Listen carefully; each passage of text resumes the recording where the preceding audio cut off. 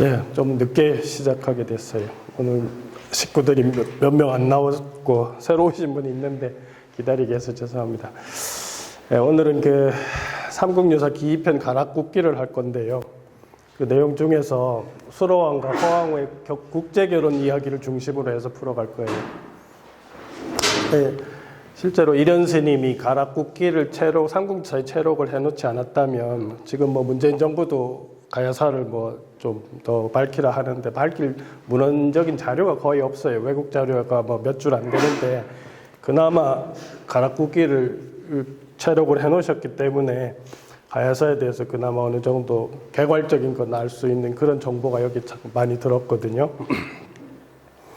오늘은 그 기본적으로 부지가를 해석하는 여러 가지 관점들을 이해해 볼 거고요. 그 다음에 김수로 왕이 어디서 온 분일까 하는 것도 생각을 해보고, 또 허왕과 정말 인도 아유타국에서 왔는지, 또 북방에서 이주한 수로 왕계하고 남방에서 온 해양 세력 간의 결합이라는 측면에서 그 국제결혼을 이해를 해볼 거예요.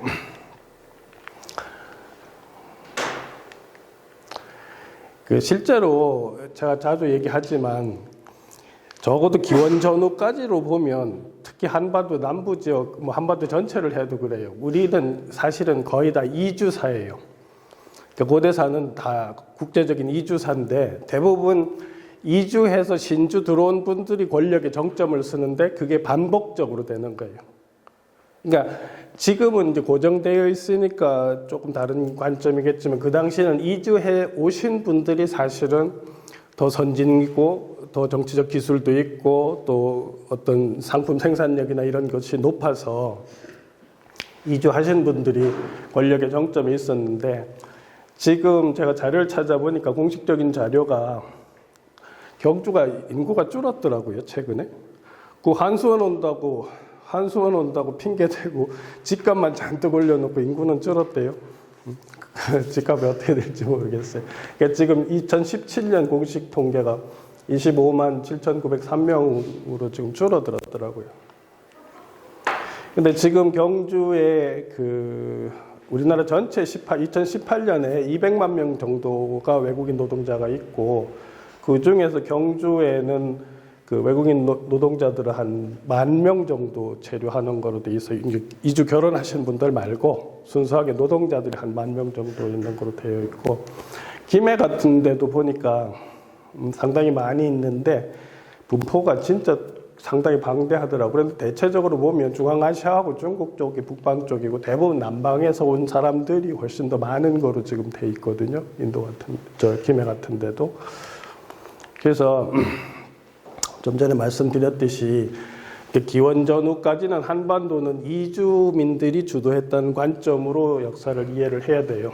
특히 이제 신라 같은 경우는 박격거세 집단 같은 경우는 충청도 지역의 진국에서 이주해온 사람들로 이해할 수가 있고 탈의 세력도 철기를 가지고 온 이주 세력인데 대부분 이제 북방계로 보지만 일부에서는 남방계 혹은 외인설까지 일본에서 왔다는 설까지 제기하는 사람도 있고요. 호공이라고 초기에 나와요. 호공이라고 나오는데 이 사람은 지금 삼국사기 기록상으로 외국에서 온 거로 돼 있어요. 일본에서 온 거로 돼 있어요. 근데 이 사람이 탈해 때는 대보라고 해서 지금 총리를 지냈는데 그 기록상에 보면 최초에 등장한 이제 박혁거세 때부터 탈해 때까지 해서 한 85년 동안 계속 권력에 있는 거로 나타나서 호공이라는 사람이 한 사람이 아니고 호공계로 해서 권력의 정점에 있었던 외인계, 일본계 세력으로 이해를 하고 있고 김할제도 북방에서 이주했고 수로왕도 이주해온 것이 기록상에 남아있을 정도로 확실하게 이주해온 사람이고 허왕 같은 경우는 지금 인도 아유타국에서 이주한 남방 세력으로 이렇게 돼 있죠. 그러니까 지금은 이 당시는 이주해온 사람들이 선진 문물을 가지고 왔기 때문에 권력의 정점에 있을 수 있었는데 지금은 그런 상황이 아니기 때문에 지금 외국 노동자는 이주민들이 들어와도 사실은 권력의 정점으로 올라가는 건 앞으로 뭐 한 200~300년 지나면 몰라도 지금은 쉽지 않은 상황이죠. 가락국기라고 하는 책이 고려 때 쓰여졌어요. 고려 문종 때 금관 주지사를 지냈던 어떤 분이 썼다고 지금 기록에 나와 있는데, 이게 전체 내용을 전하지 않고 지금 삼국유사에 이게 초록으로 지금 기록되어 있는 부분만 전해지고 있고, 이 가락국기를 쓰게 된 배경을 몇 가지로 생각을 하는데, 김유신 같은 경우에 왕으로 추봉이 될 정도로 대단한 역할을 했지만, 김유신의 4세인 기맘 때가 되면 육두품으로 전락해요. 그러니까 사실은 김유신의 공만큼 자손들이 대접을 못 받던 거죠. 이제 골품제 사회였으니까. 그렇게 됐을 때 이제 사회적 지위가 낮아지고 소외됐는데, 그래서 이제 가야 김씨계들이 고려 왕조가 일어서고 사회가 안정되자 이제 옛날에 자신들의 영화를 기록하기 위해서 가락국기를 편찬하지 않았을까, 이렇게 추론들을 하고 있어요. 그 내용은 대체로 보면 수로왕 건국수라가 나오고 허왕과 혼인설화가 나오고 수로왕릉 보전에 관한 신이 사례가 나오고 신라에 합병된 이후부터 고려 이래까지 김해지방이 연역하고 2대 왕부, 수로왕부터 해서 구영왕까지 왕력이 이제 실려 있어요. 그러니까 가락국기의 가치라고 하는 것은 실제로 상당히 커요. 지금은 사국사기라는 그러니까 가야사를 하나의 삼국에 플러스해서 이제 사국으로 보는 관점이 있지만, 실제로 가야에 대한 역사 기록이 워낙 적기 때문에 이 가락국기 남아 있어서 그래도 대체적인 어떤 가야의 얼개를 이해할 수 있고, 중국에 보면 삼국지에 한전하고 변진전이 있는데 또 후한사 한전 이런 데 짧게 얼마 안 되는 자료가 조금 남아 있어요. 그러니까 상대적으로 보면 자료가 훨씬 더 풍부한 게 가락국기 자료라고 할 수 있죠. 그러니까 문헌 자료로서는 지금 가락국기가 없으면 가야를 추정하는데 너무나 힘들 정도로 자료가 없는데, 그나마 가락국기가 있어서 많은 도움을 주고 있어요. 구지가를 중심으로 이제 오늘 얘기를 한참 할 텐데, 가락국기 삼국유사에 전달진 그 이 내용인데 어떻게 돼 있냐면, 천지가 처음 열린 후로 이 땅에는 아직 나라 이름이 없었는데 아도간, 여도간, 피도간 등 구한이 통솔하고 있었다는 거예요. 그러니까 수로왕이 들어오기 전에 김해 지역에는 구한이 통솔하고 있었다고 지금 얘기를 하고 있어요. 그러던 중에 42년, 기원후 42년 개욕일에, 보통 개욕일이라고 하면 우리 모든 큰 제사를 지낼 때 보면 제주가 목욕제기 하잖아요. 근데 옛날엔 다 몸을 신성하게 정화하기 위해서 맑은 물에 가서 목욕하는 것이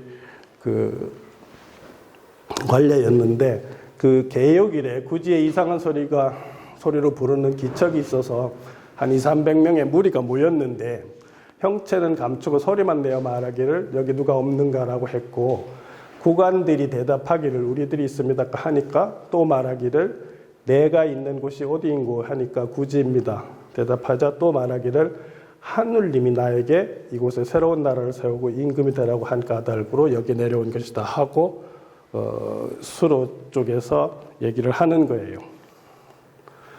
그러자 이제 그대들은 반드시 봉오리 꼭대기에 흙을 파면서 노래 부르기를 거부가 머리를 내밀어라, 만일 내밀지 않으면 구워서 먹겠다라 하면서 춤을 추어라, 이렇게 하니까 그러면 이것이 대왕을 맞이하여 줄겨 뛰는 것으로 될 것이고 했다. 그 구관들이 그 말대로 모두 기뻐하면서 노래 부르고 춤을 추니 얼마 안 돼서 우러러 쳐다보니까 보랏빛 줄만이 하늘로부터 드리워져 땅에 닿아 있어 줄 끝을 찾으니 붉은 보자기에 쌓여진 금으로 된 합이 보여서 그것을 열어보자 둥근 황금알 6개가 있었다.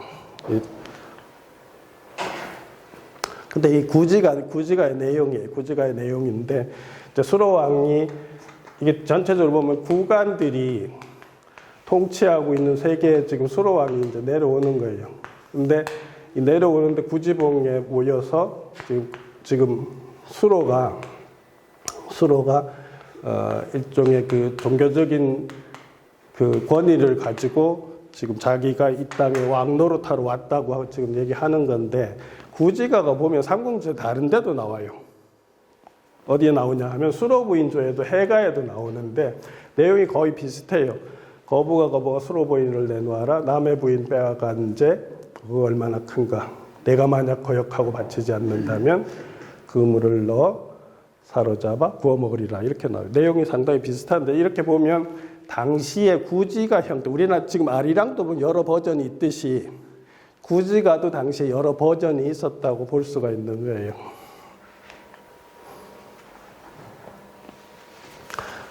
그러니까 이병도 선생 같은 경우에 지금 구지가를 어떻게 이해를 하냐 하면 선주 구한 세력하고 이주 수랑 세력이 연맹체를 구성하는 과정을 신화적으로 편집해놨다 이런 식으로 얘기를 하셔요. 그래서 원래는 구간설화가 따로 있었고 또 6알이나 6난설화가 따로 있었는데 이것이 합쳐져 가지고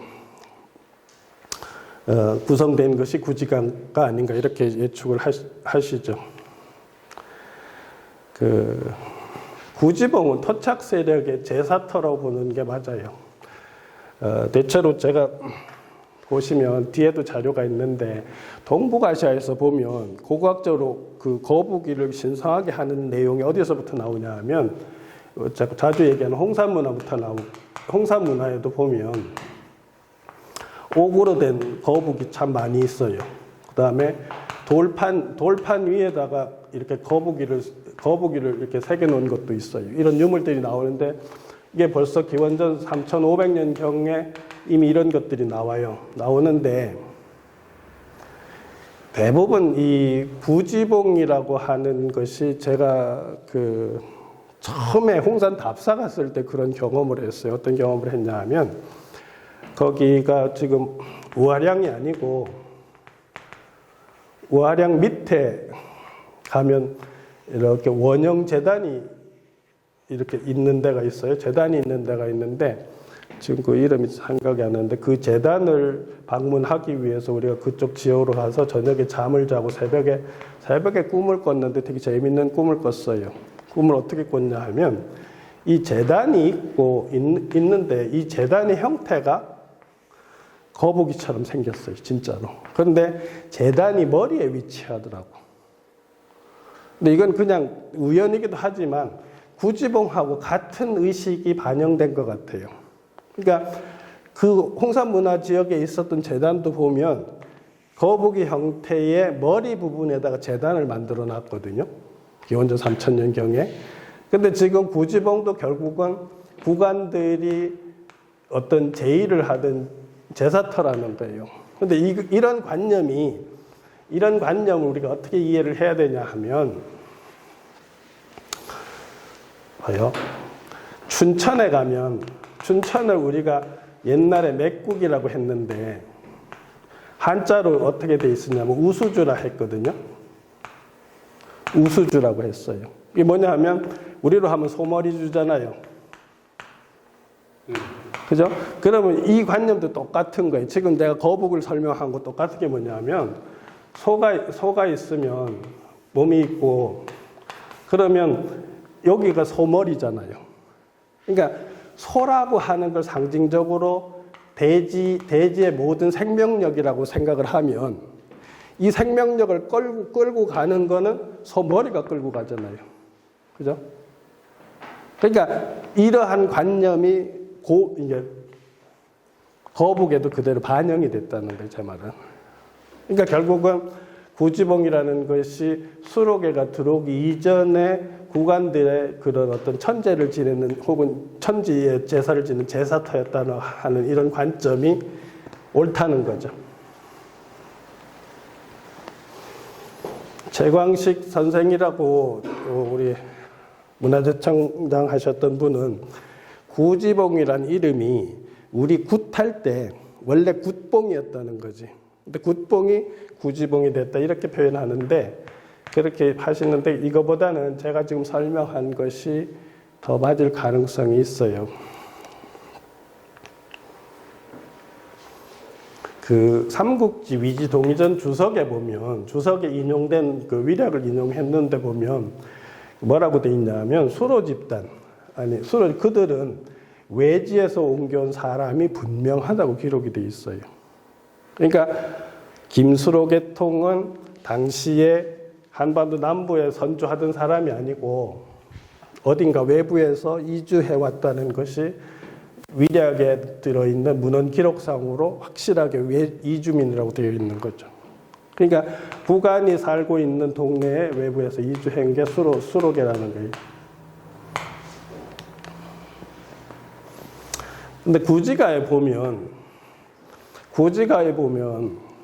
그 어떻게 하냐면 지금 거부가 노래를 부르라고 할 때도 어떻게 하냐면 모습을 감추고 신이 지금 명령을 하는 거거든요. 그 구지가 상태가 그런 거예요. 자기를 드러내지 않고 그 목소리로만 하는데 이게 뭐냐 하면 공창이라고 하고 복화술이라고도 하는 거예요. 복화술이라고 하는데 이게 보통 보면 흔히 이제 이게 드러나게 하는 경우는 그렇잖아요. 무당들 찾아가면 무당들이 점을 볼 때나 이럴 때 애기 동자가 들렸다고 하면 애기 목소리를 흉내내거든요. 그죠?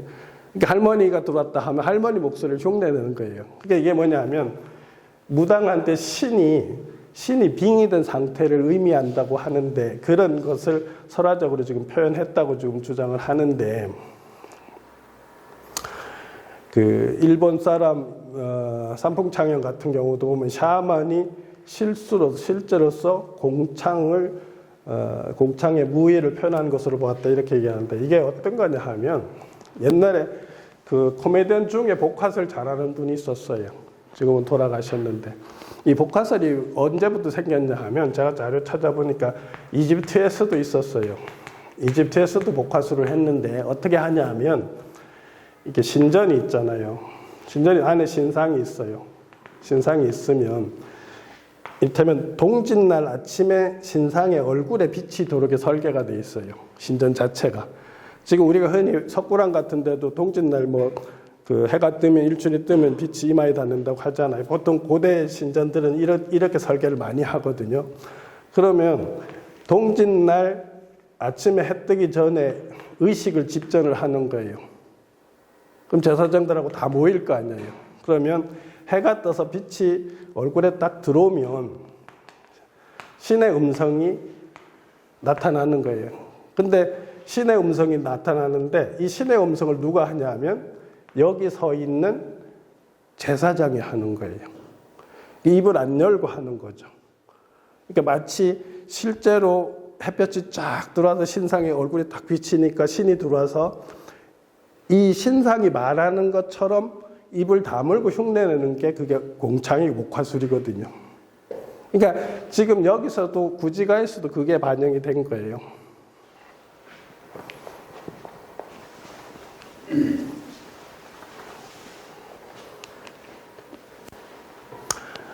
김열교 교수 같은 경우에 구지가를 어떻게 해석하냐 하면 신탁에 따라서 군신을 맞이하는 무도에 수반되어 제창된 노래로 제2의 한 부분이다 이렇게 얘기하고 은유의 명령법에서 주술을 노래다 이렇게 하고 거부가는 신령스러운 존재고 머리를 내밀으라는 유사주술 심리작용으로 거북머리의 출현과 신의 출현을 동일시하는 거다 이렇게 하고 만약 내밀지 않으면 구워먹으리 앞에 명령을 수행함을 강조 이렇게 얘기했는데 또 황폐강 교수라고 단국대 교수였는데 수로왕 신화에서 구지봉은 남근을 말하고 이제 땅을 파면서 노래를 하라고 지금 명령을 하거든요. 성교의 상징으로 볼 수 있는 더욱이 본 신화에서는 여체의 상징인 금합자가 대치되었고 여체에서 동자의 분만이 상징적으로 표현되어 있어서 이와 같은 형상은 설화 집단의 에로틱한 정복 원망이 비복되어서 나타났다 볼 수 있다 이렇게 얘기했는데 실제로 또 거북이라고 하는 동물은 사실은 우리가 상징적으로 음양이 함께 있는 그 합체된 동물로 보거든요. 그러니까 거북이 목을 집어넣으면 음적인 형태만 되고 거북이 목이 나오면 약물이 나오는 거예요. 그래서 이게 음양이 교합하는 그런 상징적인 동물로도 생각을 하는데 그런 관점에서 지금 구지봉을 남근으로 생각하는 거고 구를 판다고 하는 것을 하나 유사성 행위로 이제 보고 그렇게 이해를 하시는 거죠. 양주동 박사 같은 경우는 가락의 구한의 영신군가로 분신이 나타나게 한 수단이라고 얘기를 하셨고, 정형이라고 하는 분은 일종의 주문으로 명령적이고 위압적인데 이 주문적 가요가 군장을 노래하는, 맞이하는 노래였다고 하니 가락의 영신가는 뭐 원시 종교 생활에서 볼 수 있는 원시적 기도로서의 주원사였던 것이다 이렇게 하고, 아까 말한 삼풍창형은 구주봉의 신령의 출현을 강청하는 진원적 내용을 가진 주술가다 뭐 이런 식으로 얘기를 한 거예요.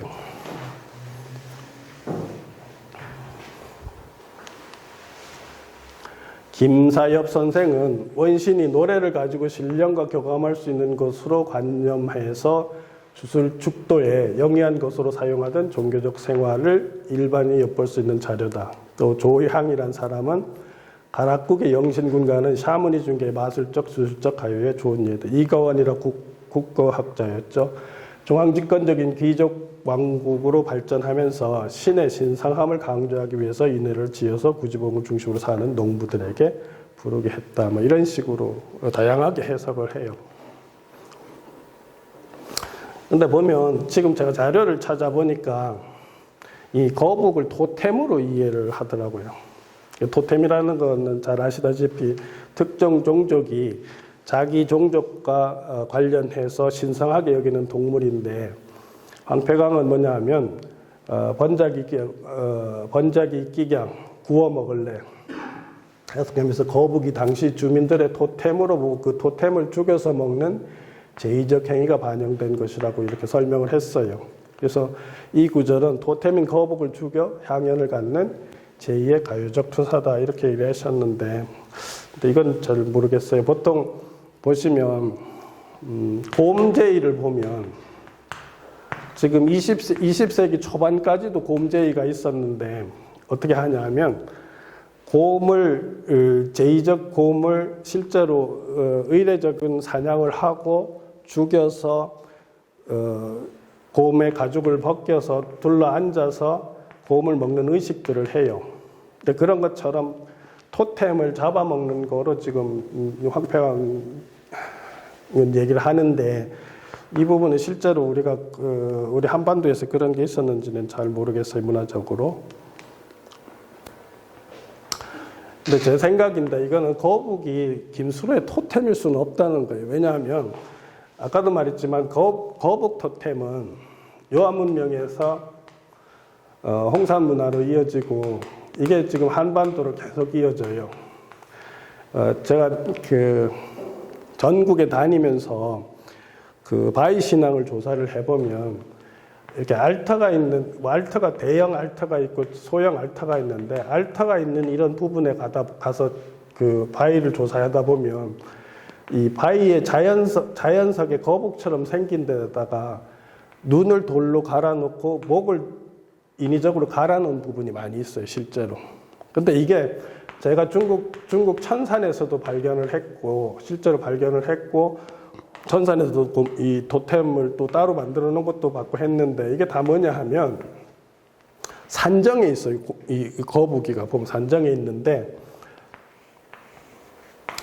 이거는 결국 제가 보면 만주 지역에서부터 한반도에 이르는 아주 신석기 후기부터 지속적으로 거북을 일종의 대지와 물의 정령으로 생각하는 관념이 반영된 그런 문화인데, 수로 같은 경우는 제가 보면 기본적으로 초원 세력이거든요.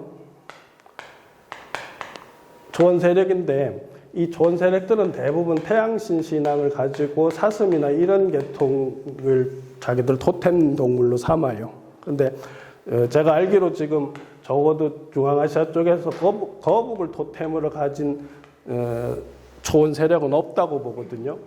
그런 의미에서 지금 수로왕이 거북 토템 이민족이라고 표현하는 것은 잘못됐을 거라는 거예요. 그 다음에 이 견해를 받아들이셨는지 모르지만 이분들도 보면 수로부정 거북을 숭배하는 토템 신앙을 가지고 있었다고 이렇게 평가를 하는데 이게 잘못됐다는 거예요. 이게 무슨 소리냐 하면 지금 쭉 설명하지만 거북 토템으로 지금 구지봉은 구간들이 가지고 있는 종교의식 세계에서 거북이 형태의 이 지령을 굉장히 의미 있는 것으로 받아들이는 거지 이주민은 수로왕의 토템이 아니라는 거예요.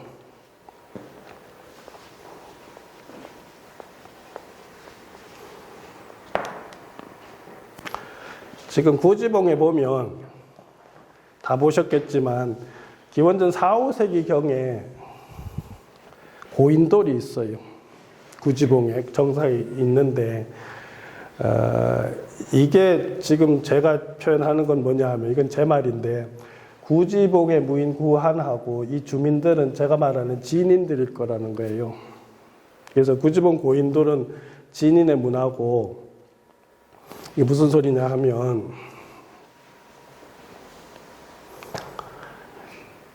지금 이 기록에 보면 가야 12국을 변진가야로 돼 있어요. 변진가야로 돼 있는데 여기서 진은 이 진인들을 말하는 거고 변은 변한인들을 말하는 거거든요. 그래서 사실은 변진가야는 원래 단군 계열인 진인 계통하고 초원 세력인 변한인 계통하고 합쳐진 공동체예요. 합쳐진 공동체인데 이 고인돌은 보시면 뒤에 자료가 있는데 제가 고인돌을 요동에 가서도 대형 고인돌을 다 답사를 해봤거든요. 제일 큰 거 다 답사를 해봤는데 그 이후에도 남쪽에도 자료를 많이 보면 위에 덮개돌이 있으면 이렇게 중앙에다 중심을 잡기 위해서 고인돌을 해놓지 않았어요. 다 어떻게 돼 있냐면 고인돌이 있으면 이런 식으로 돼 있어요. 여기 앞쪽을 쭉 빼놨어요. 근데 이 자체가 사실은 전체적으로 거북 형상을 만들려고 했다고 하는 게 제 생각이거든요. 왜 그랬냐 하면 이 대지를 땅의 정령을 거북이라고 생각했을 때 거북을 만들어 놓고 시신이 다시 돌아간다는 거는 자기가 왔던 원래 고향으로 돌아간다는 그런 관념을 가지고 고인돌을 만들었을 거라는 거예요. 지금 이 고인돌도 보면 이 앞에가 거북이 형상이 돼 있거든요. 머리가. 저를 자세히 보세요.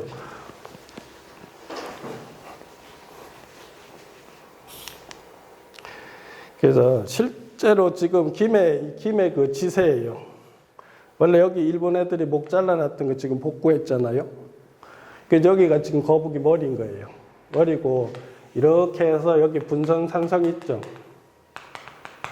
여기까지 해가지고 거북이 이렇게 내려오는 형상이에요. 실제로 이거 자세히 보시면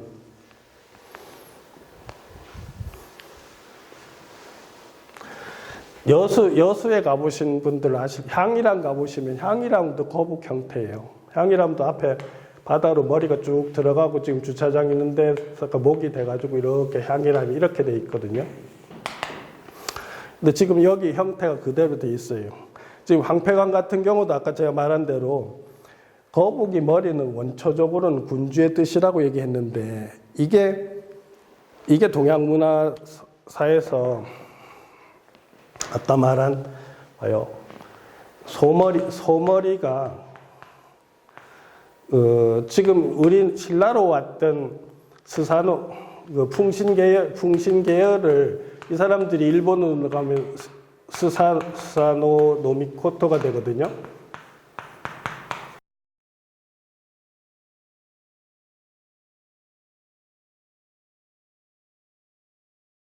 이 스사노 노미코토를 다른 말로 뭐라고 얘기냐면 우두천왕이라고 해요. 소머리 천왕이라고 한다고. 근데 이런 개념들이 다 뭐냐면 그래서 이 스사노가 일본으로 넘어간 데가 신라의 소머리라고 하거든요. 소시머리라고 돼 있어요. 기록에 소시머리. 그래서 이것 때문에 어떤 사람들은 춘천을 이 스사노의 고향이라고 생각하는 일본 학자들도 있고, 근데 실제로는 제가 보면 이 소시머리가 온산 밑에 가면요, 온산 밑에 가면 우봉리라는 데가 있어요. 근데 스사노 출발지가 제 생각엔 바로 우봉리라고 생각을 하는데, 제가 처음에 공부할 때 일부러 여기 답사를 가서 찾아봤는데, 그 해안이 이렇게 있는데 뒤에 산이 있더라고요. 산이 있는데 내 마을 사람들한테 내가 물어보니까 이 마을 뒷산이 옛날부터 굉장히 신성해서 국가에서 제사를 지내던 산이라고 그런 식으로 전해 내려온다는 얘기를 하던데, 거기가 스사노 노미코토가 출발한 데가 아닌가 생각을 해봐요. 지금 그 풍수학자들이 이렇게 그려놓은 거예요, 우봉리를. 우봉리가 구지봉을. 그러니까 지금 여기가 지금 구지봉 거긴데 전체적으로 이런 식으로 돼 있어가지고 여기가 순지라고 하는 연못이 있거든요. 그래서 지세가 거북이가 순지에 물을 먹으러 내려오는 형상이다, 이렇게 풍수적으로 보는 거예요. 그래서 제가 이 자료 찾아다 보니까 누가 그랬더라고, 그 공무원이 그랬는데, 이 길이 끊어졌을 땐 김해에서 인물이 안 나왔대요. 근데 저거 이어나고부터 김씨들의 김씨 문중에서 인물이 나왔다, 그런 얘기를 하시더라고. 이게 지금 요동반도에서 제일 큰 고인돌이에요. 석붕산 고인돌이라고 제일 큰 고인돌인데, 여기도 보면 비례가 앞이 더 튀어나왔어요. 나왔는데, 보세요. 요거는 북한에서 제일 큰 거예요. 요거는 북한에서 제일 큰데 관산리 고인돌이거든요. 이게 어디냐면 구월산이 있으면 구월산 앞에 500m 전방에 작은 구릉에 지금 이렇게 서 있어요. 서 있는데 이것도 보면 뒤쪽보다 앞을 더 빼놨다니까요. 그러니까 이걸 제가 계속 관찰하면서 다른 자료들도 계속 관찰했는데, 그렇게 보면 이 닭자식 고인돌 자체가 앞으로 이렇게 뺀 이유가 이렇게 거북이 형상을 만들려는 관념이 반영됐을 거라는 거예요. 그래서 일본에 있는 고인돌이나 다른 고인돌도 보면 거북처럼 생기게 만들려고 의도했던 그런 것들이 상당히 많이 있다는 걸 알 수가 있어요. 여기 보세요. 이 거북이가 만주에서 한반도에 거쳐서 고대 사회에서 얼마나 중요하게 반영이 됐냐 하면, 이게 심양에 있는 천산이에요. 천산인데 지금 잘 보이시나 모르겠다. 보이는데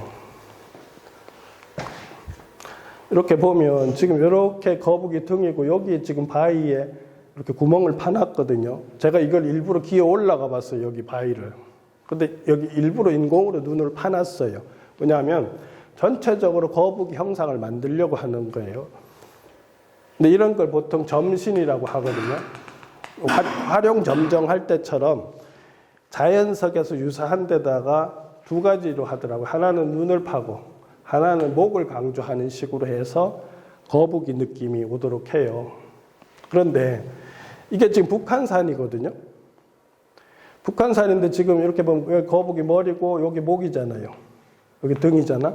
근데 이 목을 보시면 확실하게 인공으로 팠다는 걸 알 수가 있어요. 갈아냈어요.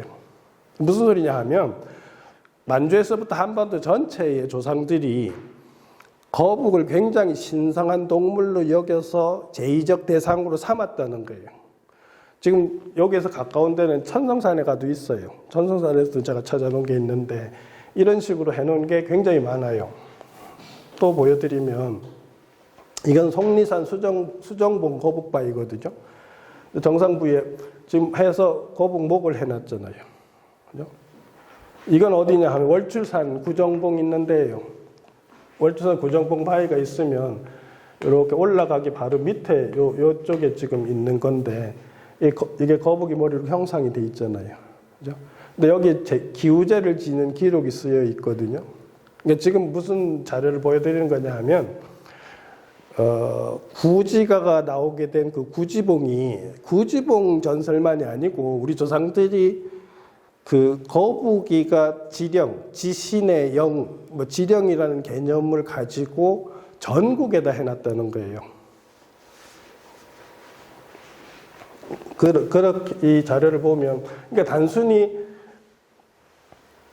구지봉에만 특정 지어서 구지각에 나온 게 아니고, 아까 말했듯이 해가에도 나오듯이 우리가 기록이 다 안 돼서 그렇지, 지금 수로왕이 들어오기 이전에 한반도에서는, 그러니까 제의적인 어떤 노래를 부를 때 구지가가 상당히 보편적으로 불렸을 수도 있다는 거예요.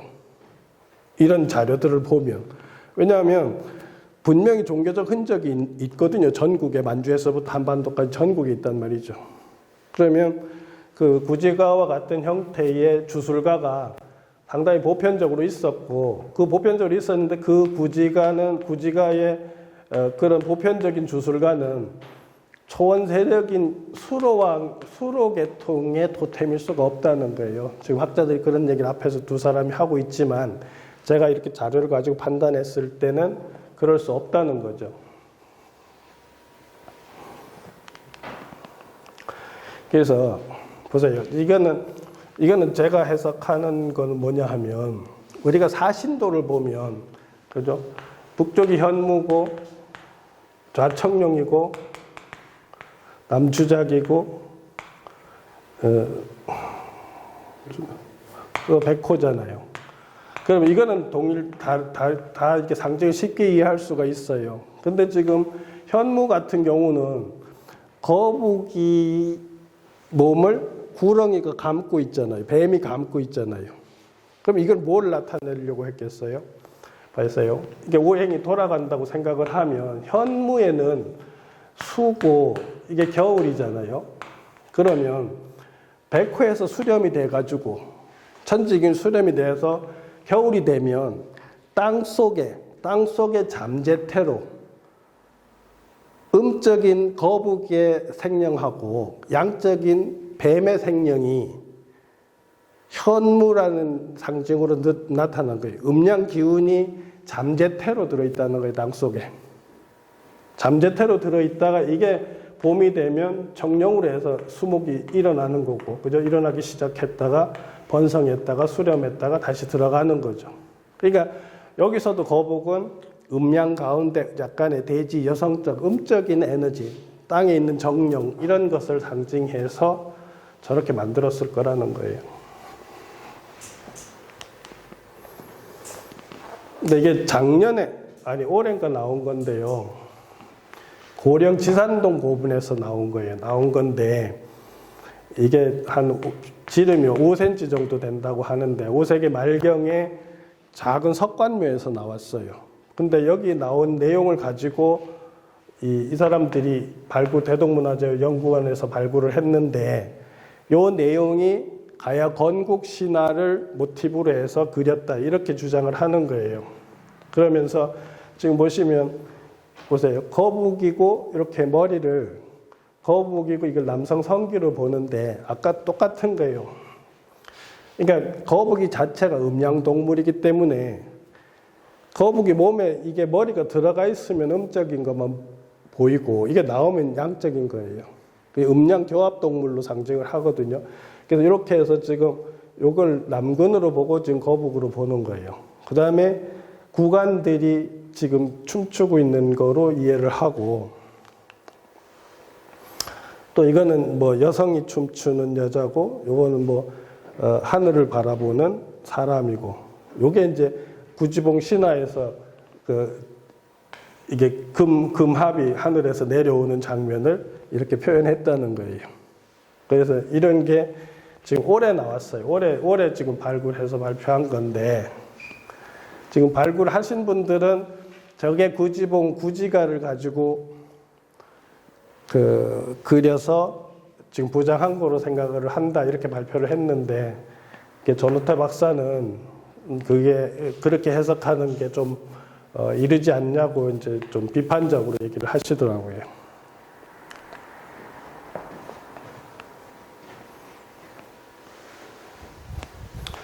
그래서 김수로 왕이 어디서 왔을까를 생각해 보면, 지금 자꾸 제가 북방 초원에서 왔을 거라고 생각을 하는데, 아까도 말했지만 삼국지에 인용된 위략에 보면 이 가야인들이 분명히 이주해온 사람이라고 기록에 남아 있으니까 이주해온 건 분명할 거 아니에요.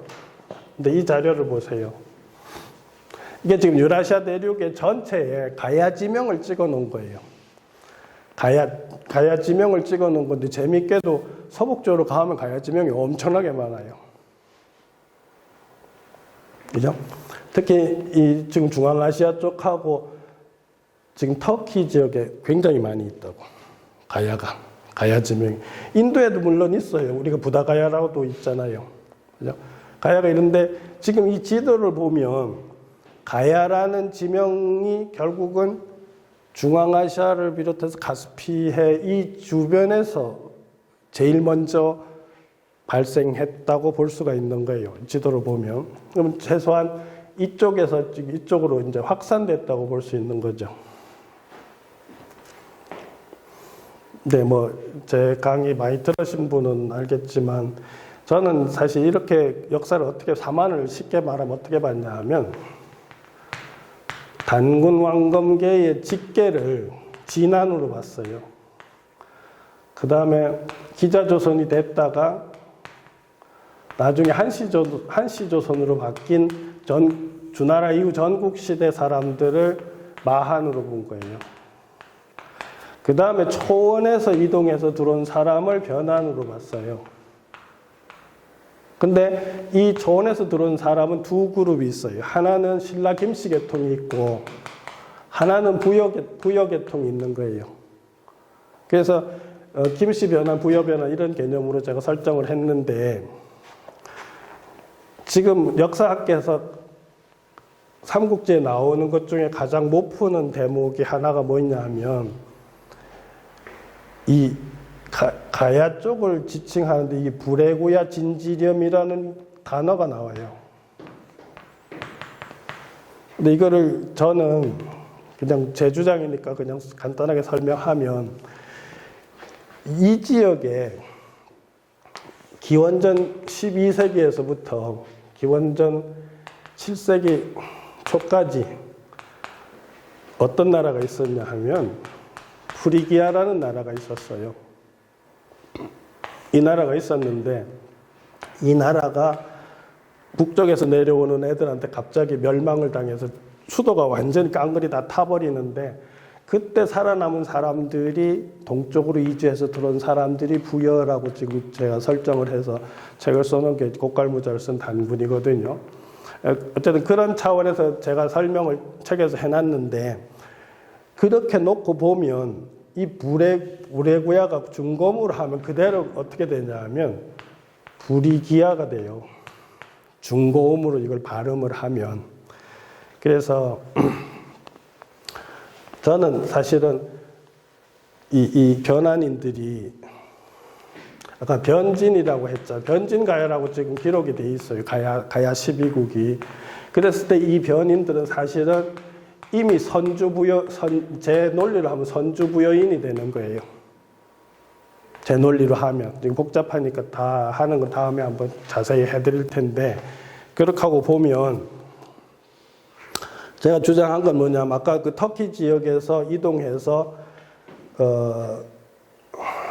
7세기 중엽이면 나나 지역으로 들어오는데, 지금 기록상으로 불령지라고 하는 데가 있어요. 영지, 불령지, 이지라고 나오는데, 여기로 들어왔다가 위로 확산된 사람들이 나중에 부여가 돼서 들어오고, 여기서 동쪽으로 이동한 사람들이 진번이 되었다가, 이 진번이라는 나라가 됐다가, 이 사람들이 나중에 변진으로 이동했다는 거예요. 진번이 됐다가 이 사람들이 변진가야가 됐다는 게 제 생각이거든요. 그래서 여기 보면 아까 지금 말한 데 보면 실제로 기록이 나와요. 삼국지 한전에 보면 저쪽에 보면 불예구야 진지렴이라는 표현이 나와요. 한자로 나오잖아요. 불예구야 진. 이거는 신치님의 신치.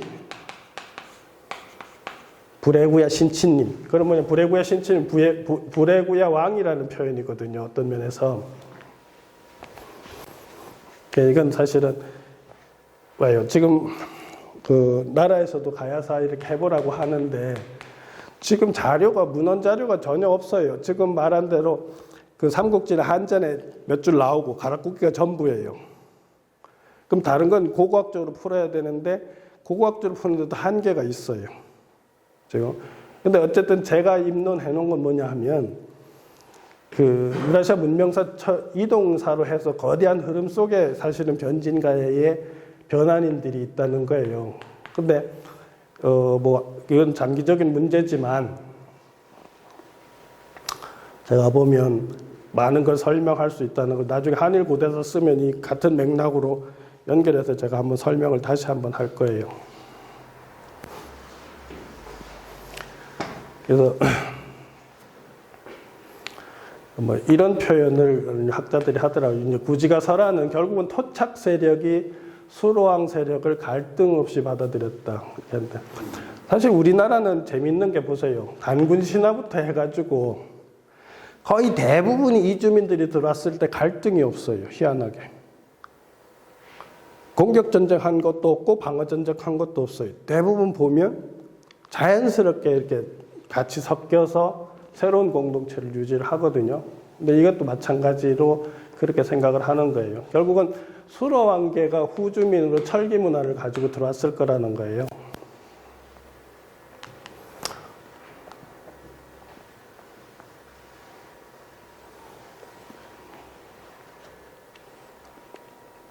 이야기 가야사에서는 뭐라고 얘기하냐면 수로는 결국 변진구야국의 주체 세력, 그러니까 12국이 있었잖아요.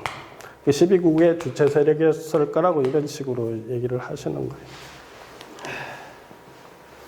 그 다음에 수로를 어떻게 이해를 할 것이냐로 하는 문제인데 이걸 그냥 우리말로 하는 사람들이 있고 일부에서는 수리아하고 연결을 시켜서 이해를 하기도 해요. 수리아란 말이 인도 신화에서 태양신을 가리킨다는 거예요. 수리아란 말이. 그래서 힌두교에서 태양신으로 등장하는 명칭이 바로 수리아인데 결국은 수로왕하고 연결해서 이해할 수도 있다. 이렇게 주장하시는 분들도 있는 거죠.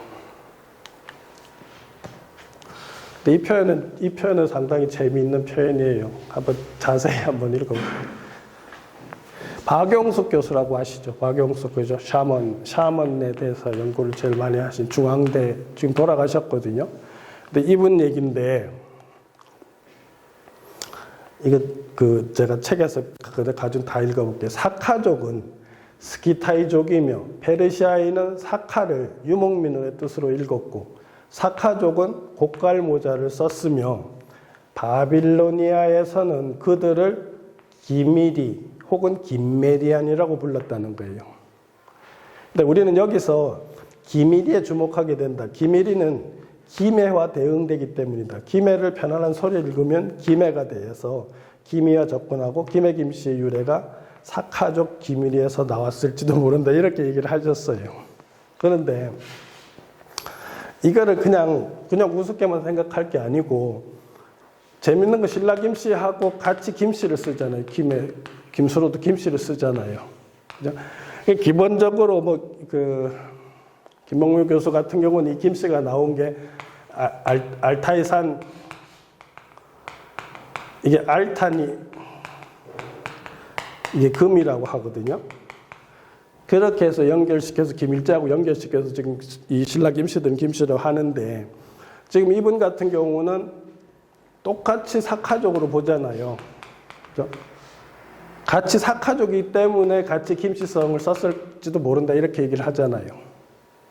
그런데 제가 보면 전혀 근거가 없진 않을 거라는 거예요. 왜냐하면 수로왕의 조상들도 천산 주변에 어떤 세력하고 연결이 있을 가능성이 높기 때문이죠. 그래서 한국 학자들이 수로를 어떻게 이해를 하냐 하면 이렇게 생각하는 사람들이 처음 세상에 나타났다 해서 이름을 수로라고 했다고 이해하는 사람도 있고 이병도 같은 경우는 수로를 고위, 수위, 신성의 고어로서 수로의 수로가 되었다 이렇게 얘기하는 거예요. 지금 우리도 저기 보면 고위산 있잖아요. 그죠? 고위산이 원래는 수리산이니까 수리산 맞거든요. 그래서 여기서 수로가 나왔다. 그러니까 위, 상, 첫, 신 뭐 이런 의미로 수로를 했을 거다. 이렇게 순수 우리말로 풀기도 하고 아까 수리아로 풀 수도 있고 또 삼풍장형 같은 경우도 거의 비슷한 소리예요. 근데 요거는 또 조금 제가 보면 받아들이기 힘든데 구지의 산령이라고 하는데 수로는 산봉우리의 고훈인 술이 술에서 왔을 거다. 이렇게 얘기를 하기도 하죠.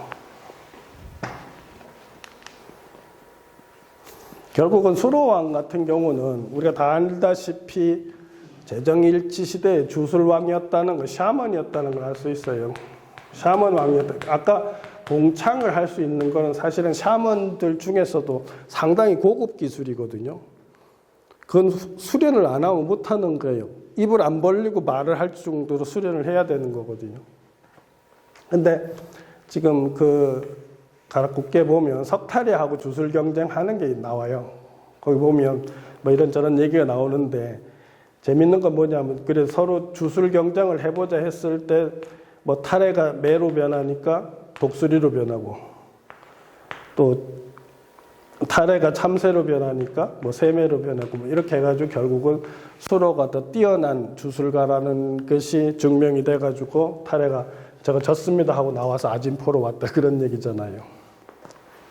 그러니까 결국은 그 당시 다 샤먼 우리가 사실은 우리 경주에서도 마리깐 시대까지는 제가 보면 거의 샤먼 왕들이었어요.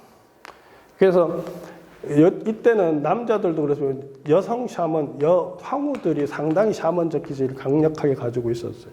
마리칸 시대까지만 해도.